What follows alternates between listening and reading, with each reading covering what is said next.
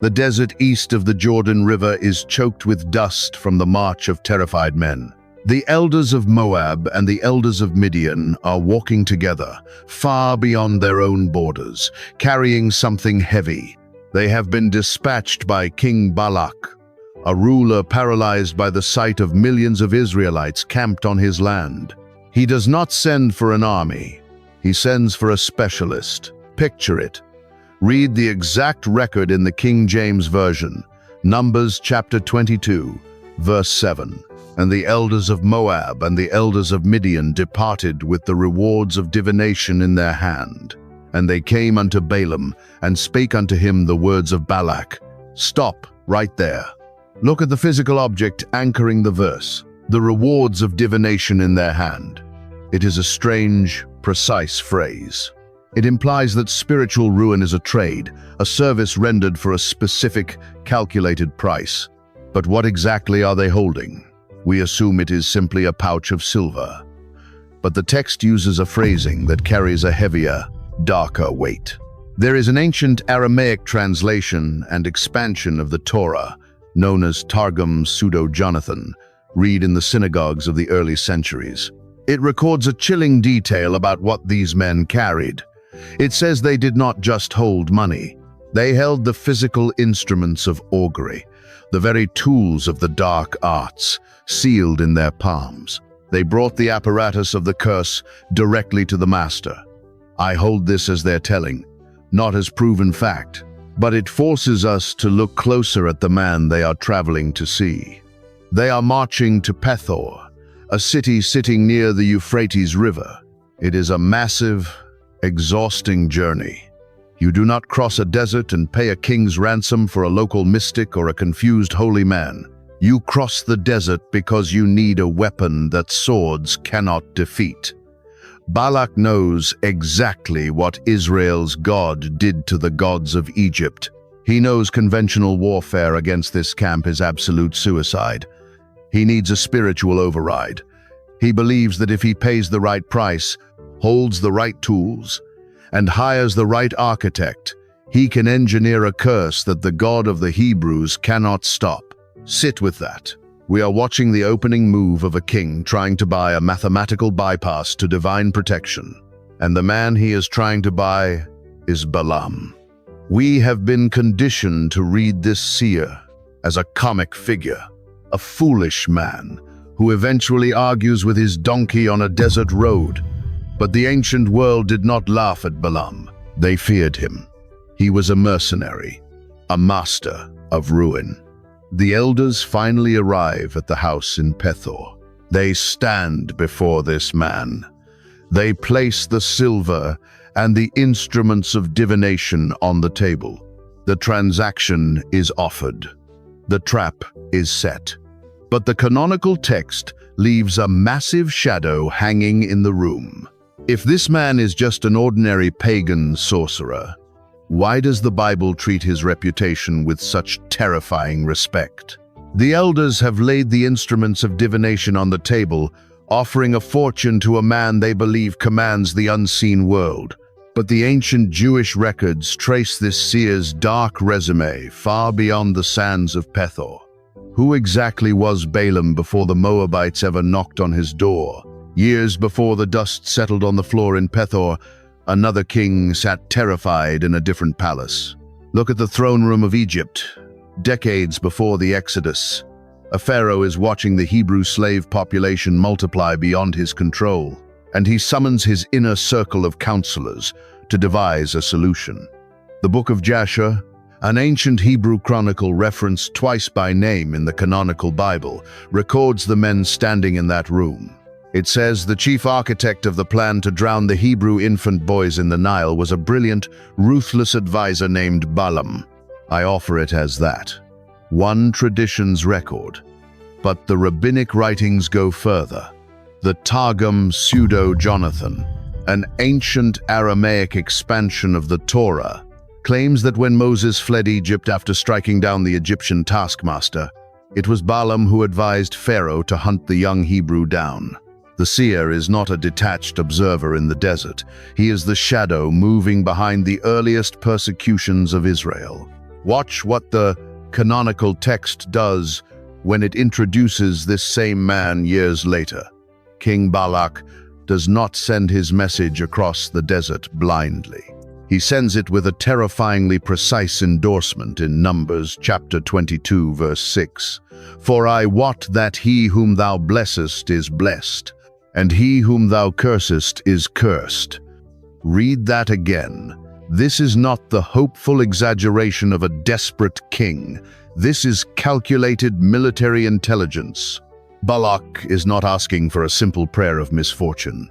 He is buying a guaranteed, weaponized result from a man whose words have a verifiable historical body count. If the ancient Jewish records are right, Balaam is not a wandering prophet of Yahweh who suddenly loses his moral compass. He is an apex predator.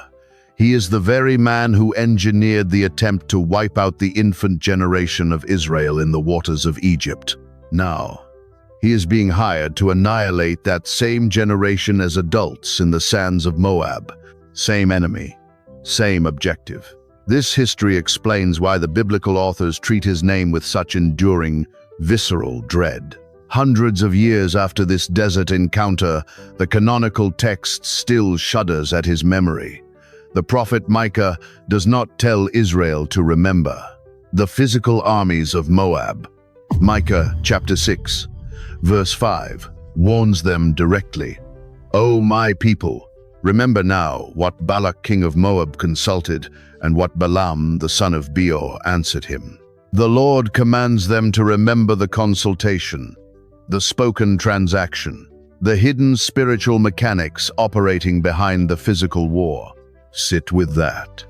The elders standing in Balaam's house are not negotiating with a stranger to this conflict. They have brought the rewards of divination to a man who specializes in the ruin of the Hebrew bloodline.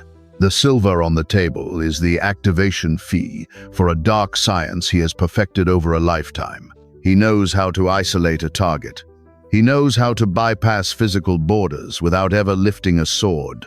A man who built his dark empire on the destruction of the Hebrews now holds the silver to finish the job. But the very word used to describe the instruments on his table carries a lineage older and far more dangerous than the gods of Egypt. Where did humanity learn the exact, forbidden formula required to curse a nation? The silver and the physical instruments sit untouched on the heavy wooden table in Peor. The Moabite elders stand back, waiting in the dim light for the seer to calculate his response. The King James Version of Numbers, chapter 22, verse 7, anchors this transaction, stating they carried the rewards of divination in their hands. Stop right there. We read the word divination, and we imagine a parlor trick, a vague superstition, or a desert illusionist. But turn the English back into the Hebrew it was translated from, and the canonical text is not describing a local magic show. The word is QESM. QESM is not a guess. It is a highly technical, rigidly mathematical system of augury. It is the dark science of dividing boundaries, casting lots, and forcing the unseen realm into compliance through ritual mechanics. Look at how another prophet describes the exact physical operation of this word. In Ezekiel chapter 21, verse 21, the canonical text shows a military commander using this exact same system.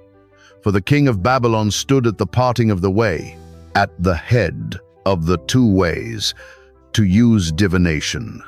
He made his arrows bright. He consulted with images. He looked in the liver. Read that again. The shaking of arrows, the consultation of teraphim, the ritual slaughter to read the organs. This is QESM. It is an architecture of control, a brutal methodology designed to bypass divine will and manipulate reality. But humanity did not invent this machinery in the sands of the Middle East. They were handed the blueprints from somewhere else entirely. First Enoch, an ancient Jewish writing preserved whole in the Ethiopian Bible, documents a time before the flood when a specific boundary was breached. It records the descent of angelic beings who traded lethal, forbidden technology for human access. See the scene. 200 watchers step down onto the summit of Mount Hermon, and according to the 8th chapter of Enoch, they do not merely corrupt human bloodlines. They distribute the exact sciences of the unseen world.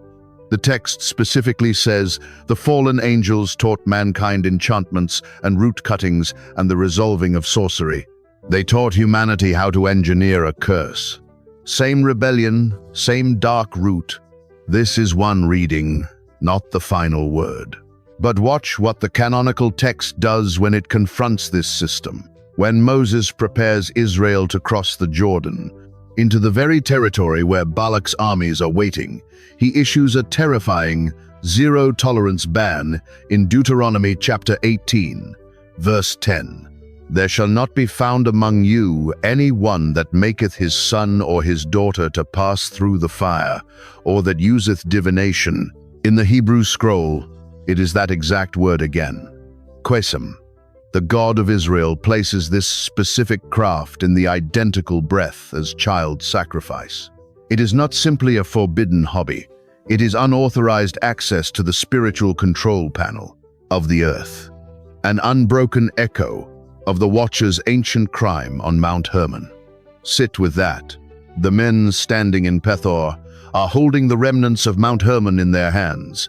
Balaam is not a wandering prophet who accidentally lost his way. He is a master of Cusum, an apex inheritor of the Watcher's forbidden math. Balak is, paying him an exorbitant fortune to turn that ancient machinery directly against the camp of Yahweh. Balaam knows the price. He knows the mechanics. He tells the elders of Moab to spend the night while he activates the system to see if the spiritual realm will permit the transaction. The master of forbidden augury prepares his craft in the dark, ready to consult the familiar, cooperative spirits of his trade. But the entity that steps into his room at midnight is not one of the compliant shadows of Peor. What happens when the sovereign God of Israel bypasses the ritual of a dark sorcerer and speaks to him face to face? Midnight in Peor. The house is completely still. The elders of Moab are asleep in the guest quarters, exhausted from the desert crossing. On the heavy wooden table, the silver and the instruments of Qsm lie untouched in the dark, waiting for the morning calculation. Balaam closes his eyes. He steps into the familiar architecture of the unseen world, expecting to negotiate with the cooperative, localized spirits he has commanded for decades. Picture it. But the entity that suddenly floods the room is not a familiar spirit. The canonical text records the collision in Numbers, chapter 22, verse 9. And God came unto Balaam and said, What men are these with thee? Stop right there. We read this narrative so casually we miss the absolute terror of the intrusion. Yahweh, the sovereign God of the Hebrew camp, bypasses every ritual boundary of the occult. He steps directly into the sorcerer's mental space. He does not send a warning storm. He does not send an angelic messenger. He arrives to personally interrogate the assassin. Sit with that. Balaam answers, explaining Balak's military objective. And the Lord delivers a devastating zero-tolerance injunction in verse 12. And God said unto Balaam, Thou shalt not go with them. Thou shalt not curse the people, for they are blessed. The restriction is absolute. But look closely at what God does not say. He does not tell Balaam, the curse is just an illusion. He does not tell him his dark science is powerless against reality. The prohibition is a stark acknowledgement of the weapon's lethal capacity. You do not strictly forbid a man from firing an unloaded gun. Yahweh locks down the seer because the seer actually knows how to pull the trigger. Reading, not inventing. I hold this as one reading, but the text is treating the threat as profoundly real. The physical instruments of divination sitting on the table are neutralized instantly by the voice of the Creator. Balaam wakes up, refuses the elders, and sends them back to the king. He plays the obedient, restrained servant of the divine. But King Balak knows exactly what kind of mercenary he is dealing with. The Moabite ruler receives the rejection and immediately calculates the counteroffer. He sends back princes more honorable and an unimaginable fortune.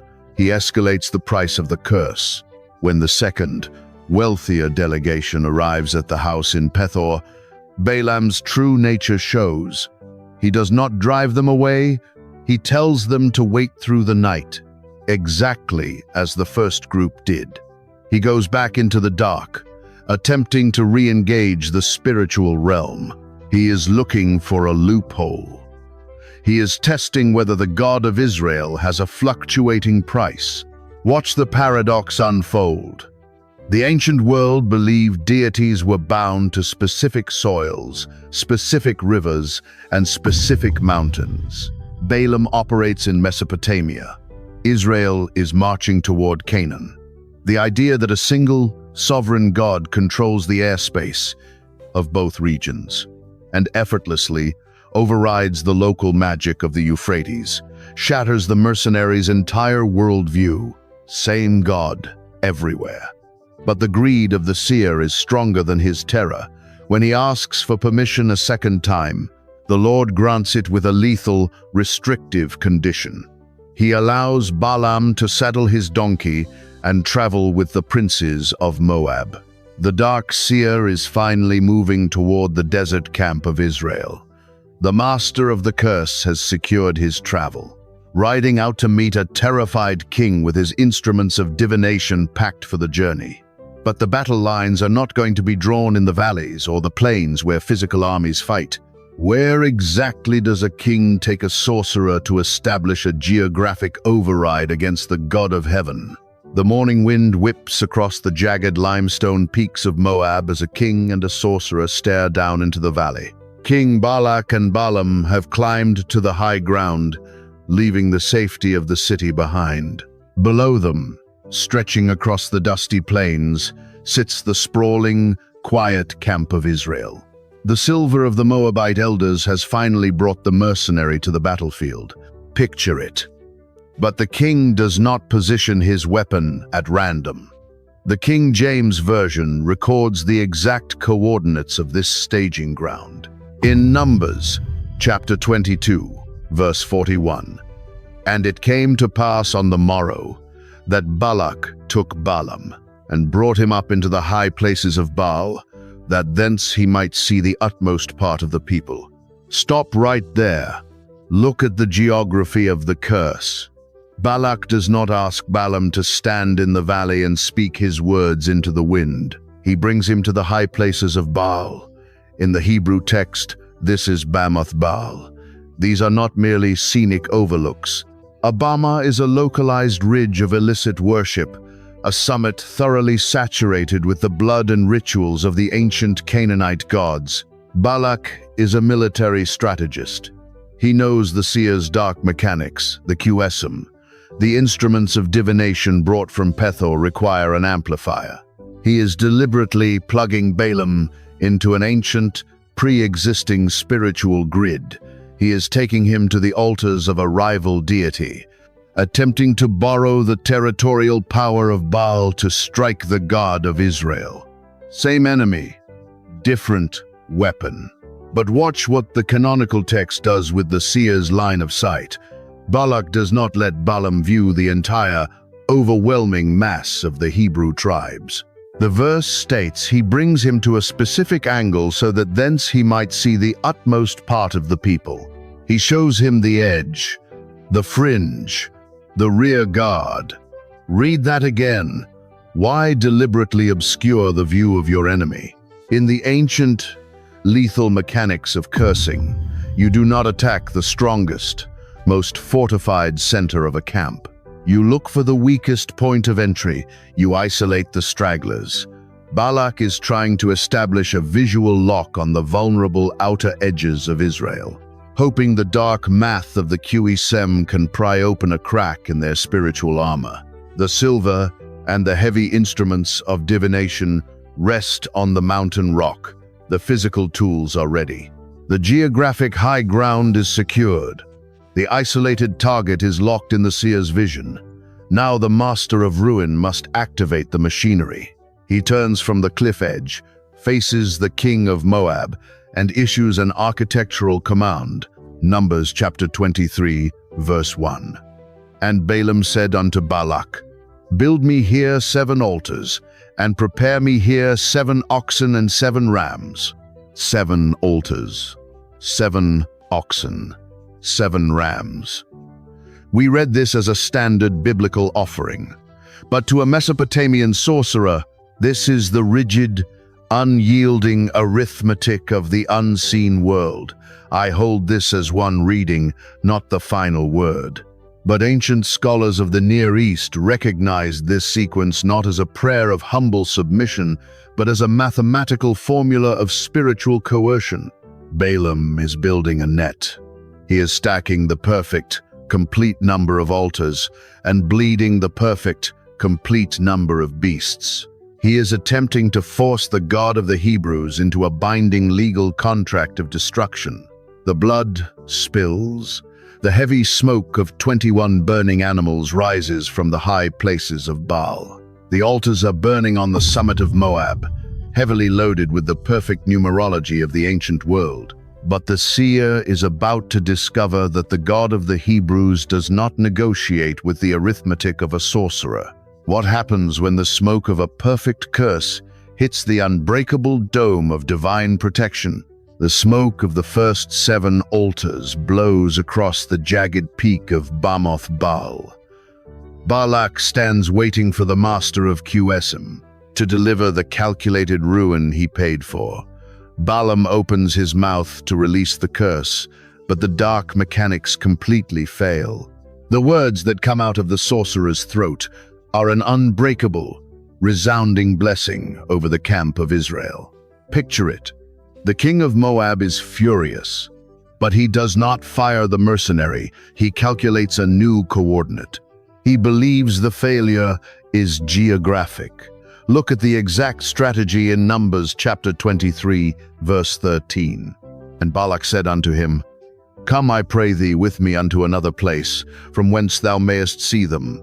Thou shalt see but the utmost part of them, and shalt not see them all, and curse me them from thence. Stop right there. Balak treats the God of Israel like a localized pagan deity whose vision can be blinded by topography. He moves the sniper to a new vantage point. He drags Balaam up to the field of Zophim, to the top of Mount Pisgah, and the exact same architectural command is issued. 7 new altars, 7 new bullocks, 7 new rams. They bleed the animals, they burn the flesh. The seer walks to the edge of the cliff to read the omen, but the Lord meets Balaam again.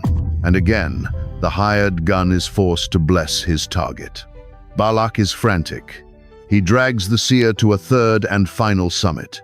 He takes him to the top of Mount Peor, a peak looking out over the desolate wasteland. This is the darkest coordinate yet. Peor is an absolute stronghold of the Moabite gods, a place soaked in centuries of illicit ritual. And again, the cold arithmetic is laid out. 7 more altars, 7 more beasts. Sit with that. Watch the ritual math accumulate across the high places of Moab. 3 separate mountains, 21 total altars, 42 slaughtered animals. This is not the panicked reaction of a defeated king. This is a deliberate, exhaustive diagnostic test of the spiritual perimeter. Balaam is shifting his QSM to different frequencies, firing from different elevations, searching for a single fractured plate in Israel's unseen armor. I hold this as one reading, a look at the mechanics, not the final word. But the canonical text shows the absolute futility of the dark arts against the sovereignty of Yahweh. The greatest sorcerer of the ancient world cannot even command his own vocal cords. His tongue has been hijacked by the Creator. On the third peak, Balaam finally drops the instruments. He stops looking for omens. He stares down at the perfectly ordered tents of Jacob, and the Spirit of God rushes over him, delivering a blessing so devastating it foretells the rise of the Messiah. Reading, not inventing. King Balak explodes in rage. He smites his hands together, severing the contract. He tells the mercenary to flee back to the Euphrates. Without a single coin of the silver the elders brought him. The geographic override has failed. The curse is broken. But the story does not end on the peak of Peor, because Balaam is a master of ruin, and he refuses to go home unpaid. If he cannot attack the camp from the outside, he must hand the king a lethal loophole to make the camp destroy itself. The altars are still smoldering on the summit of Mount Peor. King Balak has turned his back on the hired mercenary, furious and defeated, ordering him to flee back to his own country without a single piece of silver. Balaam packs up the useless instruments of QSM, but before he walks down the mountain, the seer stops. He knows he cannot breach the perimeter of the Hebrew camp from the outside, so he turns back to the king, and he sells him the blueprint to destroy it from the inside. Picture it. Flavius Josephus, the first-century Jewish historian, records the chilling exactness of this final conversation in his Antiquities of the Jews. Josephus states that Balaam called Balak and the princes of Midian together and delivered a tactical briefing. The seer explained that the God of Israel cannot be bypassed by dark arithmetic or foreign augury, but he can be provoked by the idolatry of his own people. I hold this as their telling, one historian's record. But watch what the canonical text does to confirm the absolute horror of this meeting. Look at Numbers chapter 31, verse 16. Israel has just survived a catastrophic, self-inflicted plague at Peor, and Moses points a shaking finger directly at the perpetrators. Behold, these caused the children of Israel, through the counsel of Balaam, to commit trespass against the Lord in the matter of Peor, and there was a plague among the congregation of the Lord. Stop right there. The counsel of Balaam. This is the loophole. The ancient word for divination has been replaced by a much deadlier weapon, a conversation. But what exactly did the seer whisper to the king on the mountain? Jump all the way to the end of the Bible. Jesus Christ himself, speaking from heaven to the church of Pergamos, read Revelation chapter 2, verse 14. But I have a few things against thee, because thou hast there them that hold the doctrine of Balaam, who taught Balak to cast a stumbling block before the children of Israel, to eat things sacrificed unto idols, and to commit fornication. Read that again. Balaam taught Balak. He handed over a syllabus of ruin. The curse was never going to be a mystical cloud descending on the tents of Jacob. The curse was an invitation. Balaam told the king to send the most beautiful women of Midian down to the edge of the camp, carrying the meat of the sacrifices from the very altars they just built on Peor, and simply invite the Hebrew men to a feast. Same mountain, same altars. See the scene. The men of Israel, bored in the desert and curious about the music on the ridge, cross the boundary line. They sit down to eat. They bow their heads to the gods of Moab to honor their hosts, and the absolute protection of Yahweh, a shield that could not be broken by 21 altars or the greatest sorcerer on earth, is instantly shattered by their own willful treason. This is the dark genius of the QSM. If you cannot curse the target, you make the target curse themselves. 24,000 Israelites die in the resulting plague. The spiritual override works perfectly, entirely through human compromise. Balaam finally gets his massive body count. He leaves the high places of Moab, heading back toward the Euphrates River, assuming he has outsmarted the God of heaven and earned the heavy silver of the elders. One lethal loophole, one devastated camp. But the desert has a long memory, and the God of the Hebrews does not let a mercenary walk away from a slaughter. Where does a man hide when the physical sword of Israel finally comes for the dark architect of Peor? Go back now to the dust where this film began, the desert east of the Jordan, the heavy silver, the instruments of augury. In the opening frame of this story, those objects were, in the hands of the Moabite elders, marching toward the Euphrates River. But look at whose hands they are in now. Israel has buried their dead. The 24,000 who fell to the plague of Peor are in the ground. The canonical text records the final brutal reckoning in Numbers chapter 31. Moses does not send a diplomatic envoy to the desert tribes. He sends 12,000 armed men to execute absolute vengeance on the architects of the trap. See the scene. The swords of Israel sweep through the camps of Midian, burning the tents and taking the plains. And the King James Version states the final body count in verse 8. And they slew the kings of Midian, beside the rest of them that were slain, namely Evi, and Rechem, and Zur, and Hur, and Reba, 5 kings of Midian.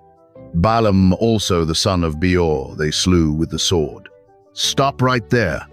Why is the seer still there? King Balak fired him on the summit of Peor. He severed the contract. Balaam was ordered to flee back to his home in Peor, penniless and defeated. But the master of ruin did not leave, because the massacre at Peor was his masterpiece, and he was waiting in the camps of Midian to collect the heavy silver the elders had carried across the sand. Sit with that. The transaction is finally complete. The mercenary who helped build the death trap for the Hebrew infants in Egypt finally found the loophole to slaughter their children in the wilderness. He bypassed the unbreakable dome of divine protection by simply handing the victims the hammer. The Qisim did not fail. The dark math of the Watchers just changed forms.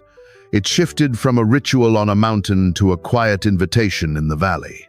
I hold this as one reading, not the final word, but the ancient texts paint a terrifying, unbroken symmetry. The man who began his career attempting to curse the bloodline of Jacob ends his life bleeding out into the sand, finally holding the physical rewards of his divination. You have read the story of the talking donkey 100 times, but tonight, you have the darker geography. You have the 21 altars. You have the ancient math of Mount Hermon breathing down the neck of the Hebrew camp. And you know that the silver in the hands of the elders was never just money.